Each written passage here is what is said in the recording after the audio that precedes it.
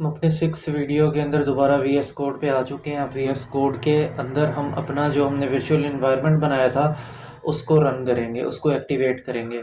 अब इससे पहले जो वीडियो थी उसके अंदर हमने एक एक्सटर्नल टर्मिनल या सी एम डी के अंदर अपना वर्चुअल इन्वायरमेंट रन किया था।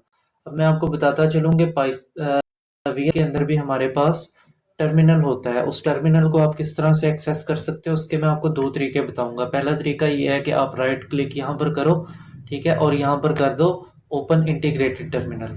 ठीक है, यहाँ पर आपका टर्मिनल इस तरह से ओपन हो जाएगा। ठीक है, अच्छा, फिर दूसरा तरीका ये है कि जो मैं प्रेफर भी करता हूँ, आप कंट्रोल प्लस टिल्डा प्रेस करो। अब टिल्डा क्या होता है वो मैं लिख देता हूँ यहाँ पे। कंट्रोल प्लस टिल्डा होता है ये वाला साइन।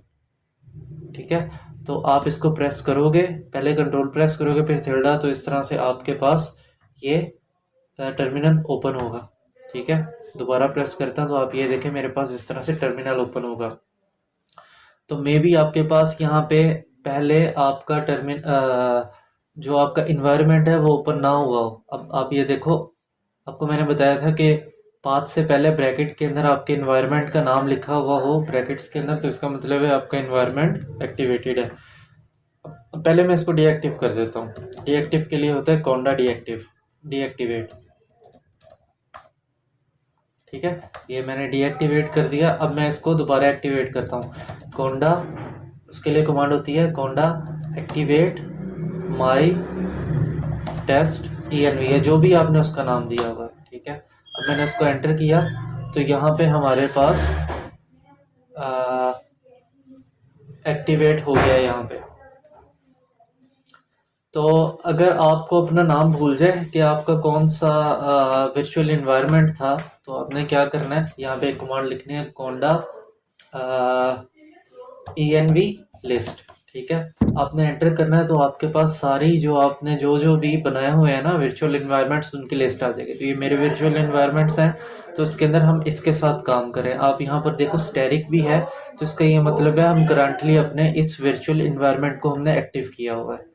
ठीक है, तो इस तरह से हम अपने वर्चुअल इन्वायरमेंट को ऐसे एक्टिव करते हैं। तो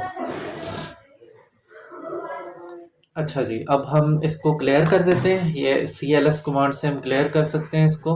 और अब हम क्या करते हैं, हमने अ, अपना इंटरप्रेटर भी सिलेक्ट करना होता है VS कोड के अंदर। ठीक है, जो आपके पाइथन की लैंग्वेज को इंटरप्रेट करता है सिस्टम के लिए।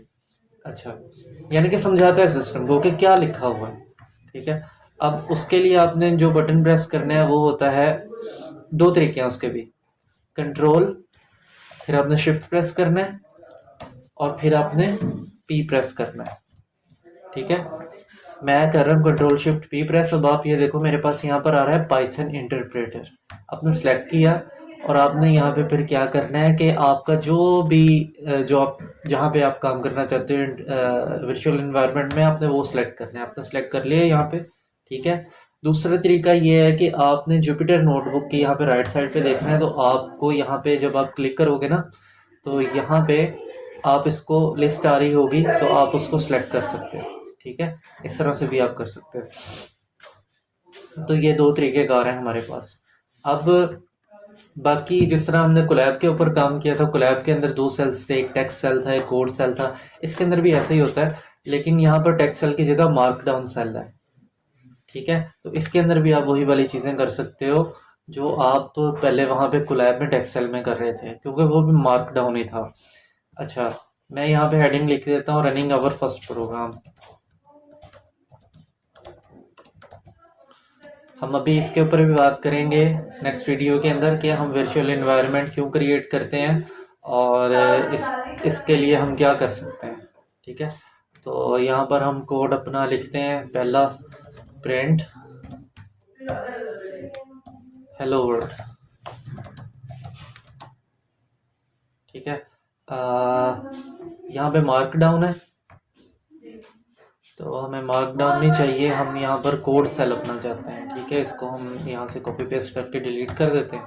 मैंने डिलीट कर दिया। अब आप ये देखो यहाँ पे मैं कर रहा हूँ, तो यहाँ पे हमारे पास जब control shift shift plus enter दबाता हूँ तो हमारे पास ये सेल रन हो रहा है। इस तरह से आप ये देखें कि हमारे पास सेल रन हो रहा है। अब फॉर एग्जांपल अगर आपके पास ना यहाँ पर ना आ रहा हो, यानी कि जब आप कोड प्रेस करें तो यहाँ पर आपका कोड ना आ रहा हो, आपने एक दफ़ा कोड लिखने के बाद शिफ्ट प्लस एंटर करना है, आपके पास ना कुछ पॉपअप आएंगे, आपने उन पॉपअप्स को इंस्टॉल कर लेना है। ठीक है, इंस्टॉलेशन के बाद आपके यहाँ पर वो यूजुअली आई पाइथन कर्नल का इंस्टॉलेशन का ऑप्शन आता है, वो आपने इंस्टॉल कर लेना है।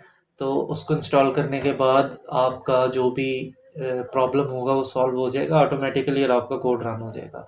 तो इस तरह से इस वीडियो के अंदर हमने ये सीखा है कि हमने वीएस कोड के अंदर टर्मिनल ओपन कैसे करना है। टर्मिनल के बाद हमने ये देखा है कि हम अपने कोंडा इन्वायरमेंट की लिस्ट कैसे देख सकते हैं, हम अपने इन्वायरमेंट को एक्टिव कैसे कर सकते हैं, डीएक्टिव कैसे कर सकते हैं, और जुपिटर नोटबुक के अंदर हम इंटरप्रेटर कैसे सिलेक्ट कर सकते हैं।